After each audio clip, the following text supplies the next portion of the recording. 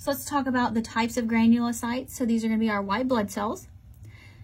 Granulocytes in general, they have lobed nuclei. So whatever you think a normal nucleus looks like, it's going to be real different.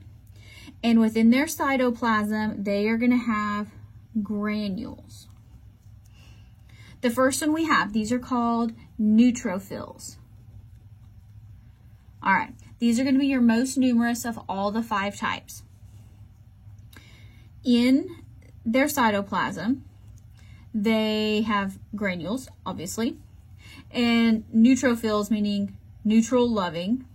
If you break that down, the medical terminology, they absorb both blue basic and red acidic. So when you get blue plus red, guess what you get? Purple. So they look purple. All right. So you're going to get something, so they have a nucleus. It is called polymorphonuclear. What in the world does that mean?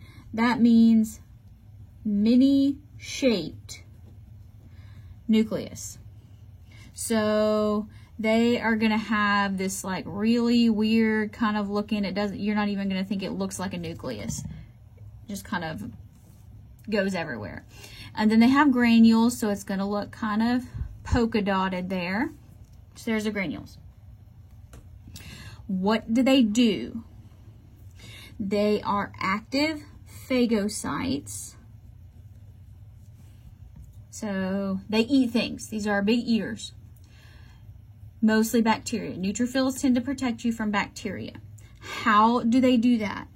They do that with something called a respiratory burst. That is bleach and peroxide. So what that does is that causes things to oxidize. So I think respiratory, breathing, oxygen. They're going to cause this oxygen on there.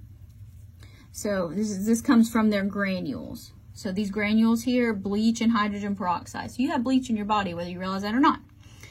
All right, now here's something that's also really cool. They have something, these are called defensin spears. And so they have this ability to form these spears on the outside, and they can punch holes in bacteria. These are your most common white blood cells, and so remember our normal is 4 to 11,000. Of those 4 to 11,000, over half, up to 70%, are going to be neutrophils. So our next type of white blood cell, these are our eosinophils. That has a little bit of a weird name, eosinophils. In their cytoplasm, they have large coarse granules. Eosinophils, they are called eosin loving. Again, we're breaking that down because they stain with the eosin dye, which is acidic, and that is red. Eosin is red. So these are going to look red. Their nucleus bilobed, so it has 2 lobes. So kind of think of it as looking like an H. And here we'll say this is purple. Again, I don't have colors. And so this has granules in it. And we're going to say that it's red. What do these do? Eosinophils, they are also phagocytes, so they're going to eat things. So active phagocytes of foreign proteins. Now here we're going to be dealing things like, ew, gross, parasitic worms.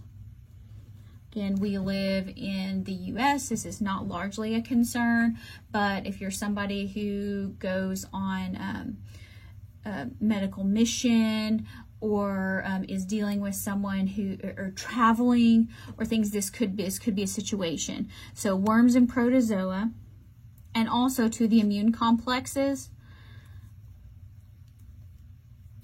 and our chemicals that are released in inflammatory mediators. So their granules are really advanced lysosomes, if you remember what a lysosome is.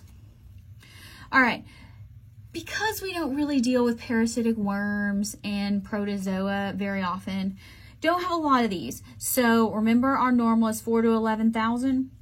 Only about 2 to 4% of those are going to be eosinophils. Not nearly as common. Our last type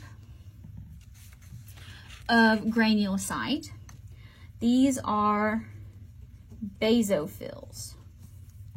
These are the least numerous of all the white blood cells.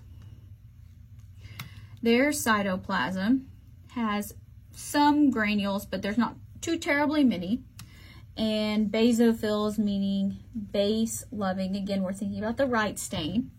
They stain with the basic stain, so that's going to be blue. And you think, blue and purple, again, that can be kind of tricky, but, you know, think about it. So the nucleus is going to be shaped U.S., sort of like the United States. I'm not very good at that, but let me just kind of draw that. U-shaped, it could be, or S-shaped. All right, and it doesn't have very many granules, so we're not going to draw a whole lot of them. And we know that it's going to be blue. What do? They release heparin. Heparin is a blood thinner. It helps keep blood from clotting. And then it also releases histamine. Now that's a vasodilator, meaning it's going to enlarge the blood vessels and it's going to make them kind of leaky.